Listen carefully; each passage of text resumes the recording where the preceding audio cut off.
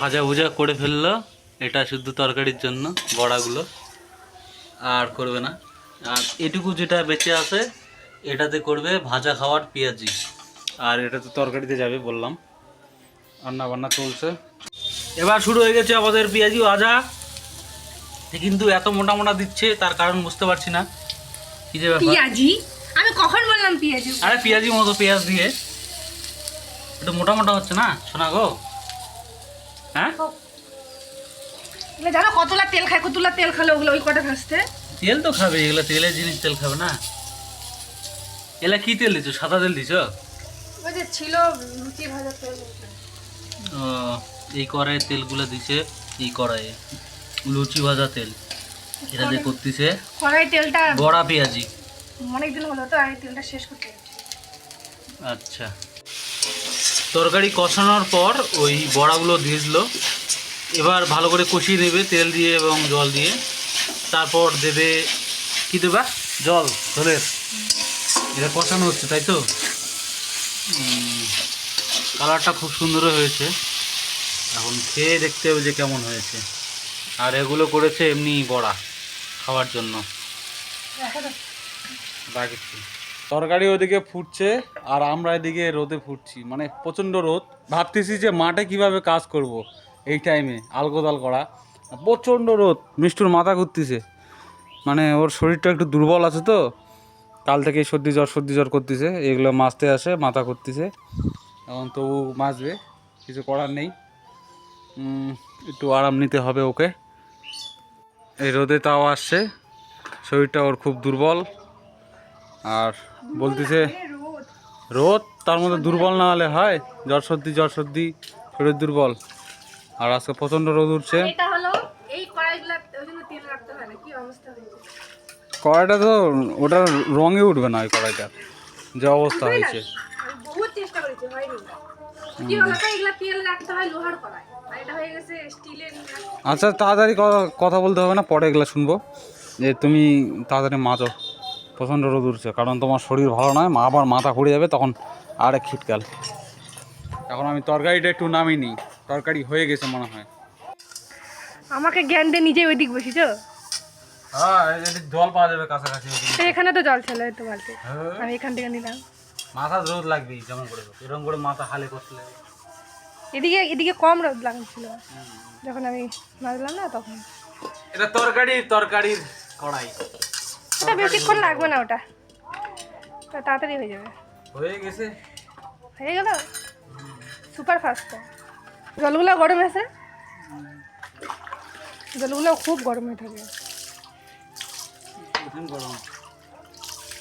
তখন কড়াইটা রাখা দিয়েছিলাম না ভিজে রাখার জন্য, তেল কালিগুলা এমন গরম হয়ে গেছে, মানে তো চা বানা যাবে, এই রোদের মধ্যে গরম হয়ে গেছে। চলো এখন আমরা ভাত খাতে বসবো, আমাদের রান্না বান্না হয়ে গেছে। হ্যাঁ, বসো, এই মুখে বসো। আমরা এদিকে বসবো, মানে এদিকে একটু হাওয়া হচ্ছে তো, আর একটু রোদ উঠেছে তাই গরম লাগছে। এখন আমরা ভাত বেড়ে নিয়েছি, মিষ্টু ভাত খাবে না বললামই, ও মুড়ি খাবে, এই জন্য মুড়ি নিয়েছে। আর মায়ের ভাত কতটুকু দেখো, ভাত তরকারি এইটুকু বোধহয় ছাড়বে হয়তো না। বসো খাও, মায়ের হাতটা ধুয়ে দিই, মা খাক, আর আমরা এখানে বসি, ওই তো পিছনে যাও। আমরা এখন খাওয়া দাওয়া শুরু করে নিই, তারপর আরও অনেক কিছু আছে যেগুলো আপনারা ধাপে ধাপে দেখতে পারবেন।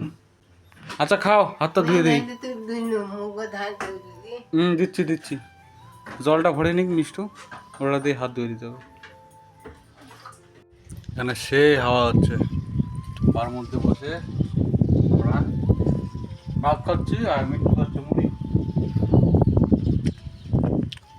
বাইরে দেখতে পাচ্ছি আমাদের বিজন কাতলাটা, দেখতে ভাত খাচ্ছি। আর আজকে হাওয়া হচ্ছে সেই, গাছের পাতা রেখে বুঝতে পারছো। খাওয়া দাওয়া কমপ্লিট, মাকেও হাত ধুয়ে দিলাম। এই তো বাইরে আজকে হাত ধোয়ালাম, কারণ আমাদের এই জায়গাটা এখন ছোট হয়ে গেছে, আর মিষ্টু থালা মারছিল, ওই জন্য বাইরেই করলাম। থালা মাঝামাঝিও আমাদের কমপ্লিট। এখন প্রচণ্ড রোদ উঠেছে। দুপুরবেলা ঘুমিয়েছিল, ঘুম থেকে উঠে মনে পড়ছে যে হচ্ছে আমাদের জুতোগুলো নাড়ে দেওয়া হয়েছে টিনের। এটা হচ্ছে মিষ্টুর জুতো, কত রে নিয়েছিল এটা মনে আছে? জুতা নিয়ে আমাদের কত ঝগড়া হয়েছিল, সেই ঝগড়া হয়েছিল। ওর জুতোটার দাম 700 টাকা। এটা কোথা থেকে নিয়েছিলাম রে, কোন শোরুম? বাটা বাটা থেকে নিয়েছিলাম। আর আমার জুতার দাম হচ্ছে 300 না 400 টাকা, 400 টাকা। আর আমি 700 টাকা বলছিলাম। তখন খুব টাকার অভাব, কোন গরম মিষ্টু, এত টাকা দামের জুতা কেন নিতে হবে, মানে মাথা একদম খারাপ করে দিয়েছিল। একদিন মানে রাগ করে ভাতে খাইনি, ঝগড়া লাগিয়েছিলাম। ঝগড়া লাগিয়েছিল। এখন আর এগুলা এখানে এখানে থাকবে। ওরা খাও শুই। এই জুতার অরিজিনাল দাম কিন্তু কিন্তু অনেক অগি, কিন্তু এটা ডুপ্লিকেট, ডগির মতো। ডুপ্লিকেট। কিন্তু ওরা ভালো হয়েছে। ভালো হয়েছে কিন্তু উঁচা নিচা হয়েছে, ওই জন্য এরকম। উঁচা নিচা না হলে সমান হতো। তা আমাদের আমার ফাঁক হয়েছে, এটা পুঁতে যাবে না গালি। ফাঁক হয়নি, এটা হয়েছে কি কত কি, এটা হচ্ছে জল হওয়ার জন্য হালকা একটু জড়ে গেছে, দেখো মাঝখানে মাঝখানে কোনোগুলো নাই। আর জল জমে থাকার কারণে বাড়ায়নি ঠিক মতো, পচে গেছে, ওই জন্য এরকম। আর বেরোবে না, বেরোনোর টাইম শেষ। যেগুলো হয়েছে না, এগুলো যদি হয় ঠিক মতো, এগুলোর থেকে আবার পাশ কাঠি বেরোবে। পাশ কাঠি বেরোলে নিতে পারবো না, মেলা বিছন সব ঢেকে যাবে, ঘন হয়ে যাবে আরও। ধানের যেমন পাশ কাঠি বের হয়, তবুও তো 3-4টা কাঠি দিতে লাগবে। আরে একটা কাঠি গাড়লে যেমন অনেকগুলো মোটা হয় না পাশ কাঠি, 3টা ওরকম বিছানাটাও পাশ কাঠি বের হয়। ভালোই হয়েছে, কিন্তু যদি মই দেওয়াটা সমান হতো আমাদের, চরম হতো বিছন। ওগুলো উঁচুতে আছে, ওগুলো হয়েছে মানে সেই ভালো। আর আমাদেরগুলো কীরকম হয়েছে, ঠকা বকা, মাথা চুল নাই এরকম। ওটা ভালো হয়েছে। ওই সাইডেরটাও কিন্তু আমাদের হয়, ওটা ভালো হয়েছে, ওটা ভালো হয়েছে, এটা ভালো হয়েছে। এটা ভালো হয়নি। আর ওই সাইডেরটা যেটা দেখতে পাচ্ছেন ওটা দাগ আছে, ওটা ভালো হয়েছে, কিন্তু ওটা সম্পা, ওটা আলাদা ধান, ধানের বীজ। পেয়ারা গাছ থেকে পেয়ারা পেরে মিষ্টু পেয়ারা খাচ্ছে। কাশকুটটা পেয়ারাটা খাতে আছে, কিন্তু পেরে দিলাম আমি, পেয়ারা খাতে ইচ্ছা হয়েছিল। পেয়ারা এই ডালটা ভালো ধরেছিল, কিন্তু বিচন ফালানোর জন্য এই ডালটা কেটে দিয়েছি। এই তো পড়ে আছে, কতগুলো পেয়ারা ধরছিল, কত নষ্ট হয়ে গেছে। এই যে পেয়ারাগুলো ধরছে। পেয়ারা গাছটা একদম মাঝখানে পড়ে গেছে, তো উঁচুতে আম গাছ আর ওই কাঁঠাল গাছ, ওই জন্য পেয়ারা গাছটা মানে বাড়তে পারে না, ডালপালা ইয়ে করতে পারে না। যেমন ওই লিচু গাছটা, আমাদের গাছগুলো মানে কি ঘন হচ্ছে। এই যেমন লেবু গাছটা দেখো কত চাপা। প্রথমে যখন লাগাইছিল না, অনেক ফাঁকা ফাঁকি লাগাইছিল, দেখে মনে হচ্ছিল যে ফাঁকা হয়েছে, আরও গাছ ভিতরে ঢুকবে, কিন্তু ঢোকেনি। না গাছগুলো এখানে একটা মাঝখানে, যে মাঝখানে ফাঁকা দেখতে পাচ্ছেন, এখানে একটা কাঁঠাল গাছ ছিল, কাঁঠাল গাছটা মরে গেছে। তাও দেখো উপরে দেখো মানে ছাই নিছে।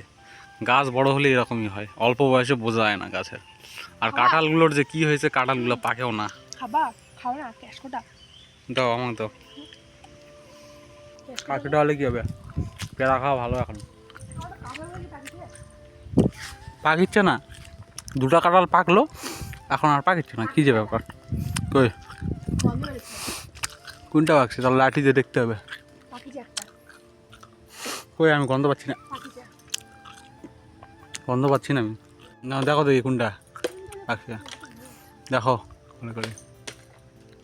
এই ওটাই পাকছে বোধহয় রে, ওটাই পাকছে বোধহয়। ওটাই পাকছে, ওটাই ঢুকে যাচ্ছে ভিতরে। একটা পাকছে না, দেখো দেখি আরো। এটা কাঁঠাল তো আমরা খাই না, আমি একাই খাই, কিন্তু একার জন্য অত বড় ভাঙা যায়, মুশকিল হয়ে যাবে। আমি বললাম না গন্ধ বেরোচ্ছে, হচ্ছে কই গন্ধ বেরোচ্ছে। কাঁঠাল কেউ খাবেন নাকি নিয়ে যান, আমাদের বাড়িতে কাঁঠাল খাওয়া খুব অসুবিধা, কেউ খায় না, মাও খায় না, আর মা তো অসুস্থ, এমনিও খাবে না। আর মিষ্টি তো খাই না, মুখে দেয় না, কিন্তু কাঁঠালের বীজ আবার ভালোবাসে, সবাই ভালোবাসে, অনেকে ভালোবাসে না। অনেকে খায় না। কিন্তু কাঁঠালটা যে কী করবো, আত্মীয় বাড়ি দিয়ে আসতে হবে, কিছু করার নেই, বাড়িতে খাওয়া যাবে না।